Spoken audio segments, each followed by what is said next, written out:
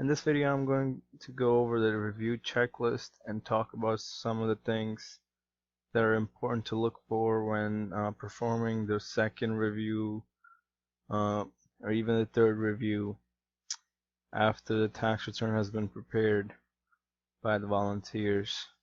So the review checklist is going to look something like this. It may be a little bit different when you're actually looking at it. Some of these things might be changed. The sections might be moved up or down. However, the core content would be about the same. So let's go over the review checklist, and I'm going to point out some of the things. So the first thing we do is just look at the main info sheet on TaxWise, which is where we put the information about the taxpayers and their dependents, their filing status, and one of the more important things before we even look at any of the tax law implications, if a person can claim a specific type of credit, or if they get a specific type of deduction, or their filing status. At the most basic level, it's important to make sure all the data has been inputted correctly. So things like their address, their date of birth, their social security number, and the spellings, these need to be correct. These need to match the original documentation. So most of the main info sheet is checking all of that, and also inquiring about the residency status of the taxpayer. This is actually done by inquiring with the taxpayer. The taxpayer is still going to be there when the second review is done, so this could be asked with the taxpayer being there. Then the next step is, after we do this, and just don't think of it as just happening here in this section. The checking the spellings and the data entry part is throughout the tax return. When you're reviewing, you want to make sure it is correct. You don't need a specific item to tell you to check the spelling, on a specific form. It should come to you automatically to look for it. But the reason that we say main info is because most of the information is carried from the main info worksheet. Some items are not going to be carried forward, so they have to be retyped in specific forms. Like when you do the education credit, the name has to be typed in again, so the spelling should be verified there again. Alright, so the next thing here is checking the filing status of the taxpayer. This is something that the reviewer should look at the different documentation that's presented and look at the facts and circumstances. If necessary, ask the taxpayer again questions that will help you determine if their filing status is the best status that they can legally obtain. And then there are specific items for specific filing statuses. Head of household usually has more mistakes, so there are a couple of questions that we want to make sure if they have been answered, and they apply, making sure there's a qualified person for the taxpayer if they're using the head of household filing status. And this question might not apply in all cases. It may apply in certain cases if the taxpayer and the spouse have been living apart for the last 6 months of the year. This is going to be in A in most cases. This is only when a taxpayer is actually married and they're trying to file as a head of household with a child. They can do that, and it only applies in that case. Things like, can a taxpayer be claimed as a dependent? This is a question that is again based on facts and circumstances and law. So you would look at the yellow sheet that you get and ask the taxpayer these questions if you need to, and determine that. It's not just looking at the sheet and the taxpayer listing that they have a dependent, and you just taking. This is a review process. You're expected to know more than the tax preparers, so you should be able to look at these things and use your judgment and question if need be. If something doesn't seem right, ask questions and change if necessary. The tax preparers may not always have the same type of training or qualifications that a reviewer does, which is why when you're reviewing, you're making sure that it's correct. Check bank info and check if they're filing paper return. This is simple. This should be included on the intake sheet, or you can again ask the taxpayer. There's a couple of things added here for the ACA, which is new going forward. These questions might be changed. However, I will go over them. The gist of it is gonna, even if the questions are specifically worded differently, the gist of the questions is going to be the same. One of the first things you want to make sure when you're reviewing is make sure the taxpayer, if they're saying they had minimum essential coverage, they did, and it has to be for all 12 months of the year. You can ask the taxpayer that. If they did have the minimum essential coverage for all 12 months of the year, then you have other factors you want to ask. If the coverage was through the marketplace. If it was through the marketplace, then you want to find out that if they've got a premium tax credit. If they did, then you want to fill that sheet out, make sure the sheet is properly filled. So let me just go over some of these questions and then we'll go one by one. So first question is, did the taxpayer and all members of the household have minimum essential coverage for all 12 months of the year? The answer is going to be either yes or no. This is incorrect. I'm going to remove this. So it's either a yes or a no. Either they've had minimum essential coverage for all 12 months or they have not.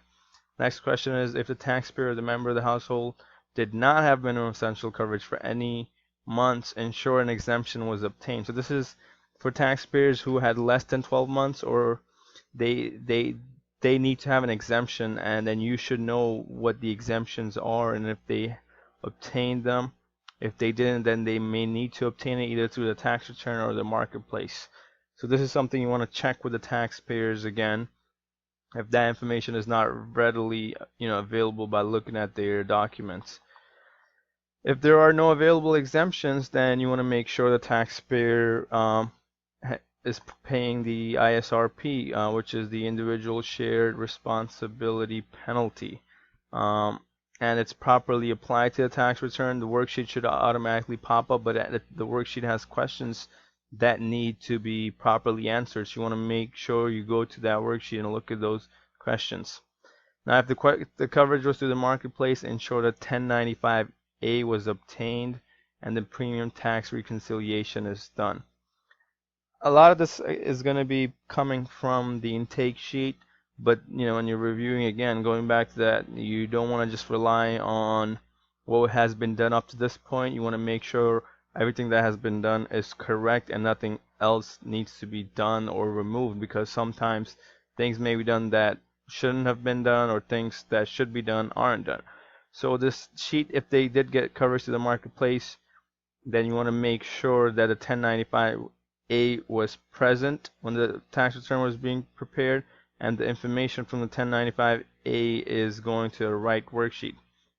Now, from the premium tax credit, the premium tax credit and the rate, which come into this question, could be the same for every single month, or it could be different.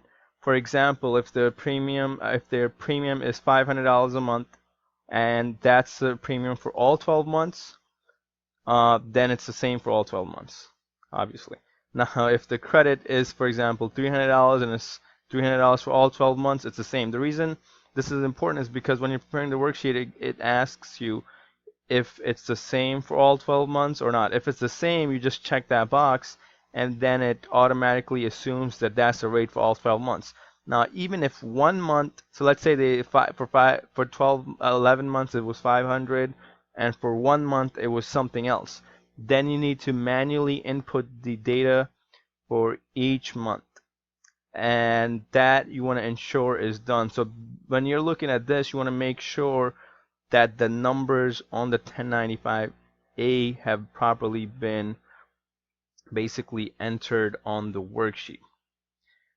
Another thing that's important is to ensure that the modified AGI of all dependents is included when the premium tax credit reconciliation is done.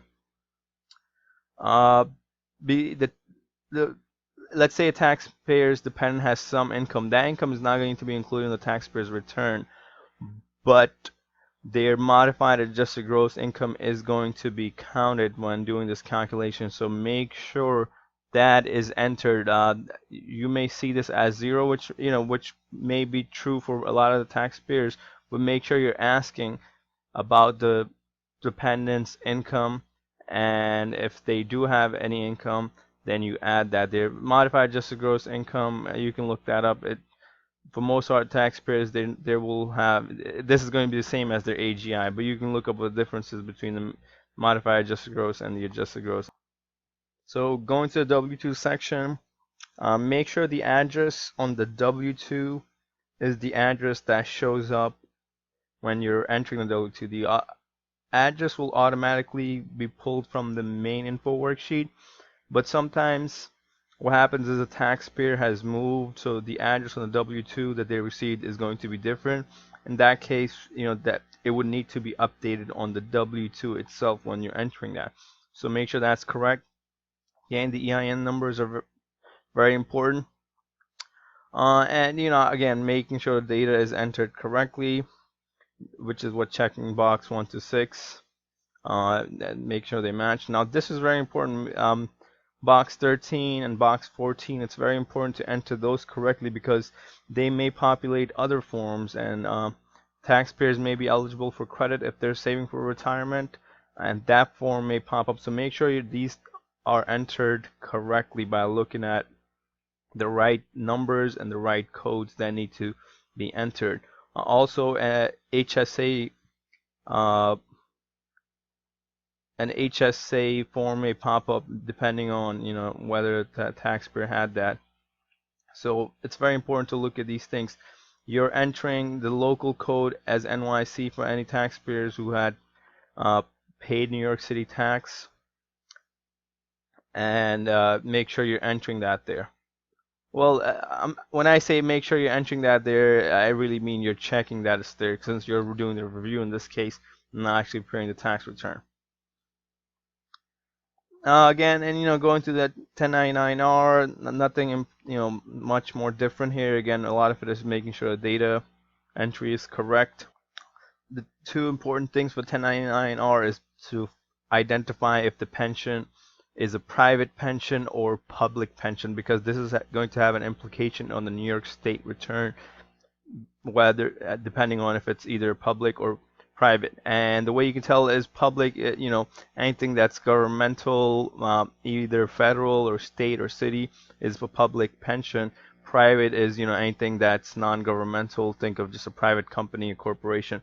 If you're not sure, you can look up the company online and find out if it's private or public. And you also want to ask if they had any distributions rolled over. If you're not sure about what a rollover is, you should look that up. It's very important to understand that, because the taxpayer could have implications for their penalties for their 401k, IRA, Roth IRA, and so on and so forth. And again, these things are just making sure the data entry stuff is correct. For the Schedule A, you want to make sure that the sales tax calculation worksheet is performed even if the taxpayer has paid state and local income taxes. They get either the state and local or the sales tax. But the reason you should enter the sales tax is because sometimes the sales tax might be higher than the state and local. In most cases, the state and local is going to be higher. But let the software do that, make that decision on which one's higher. It'll automatically take that. So you should fill the sales tax calculation worksheet out, or make sure it's filled out by the preparer, and make sure it's correctly filled out.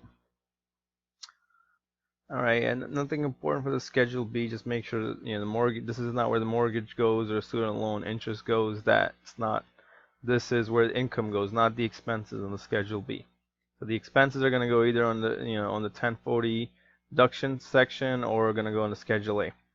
For the credit, the EIEC, make sure that no is not checked on 4B and 7. What that really means is these questions, one of these questions is the OR question, meaning there are two questions and only one needs to be filled out. Usually the first part is the answer to that is, once the answer to that is filled out, the second part does not need to be filled out, but the preparers usually end up filling that out too, and that affects the worksheet and it doesn't show up sometimes. So make sure that is not the case, and you go to these questions specifically and uncheck that.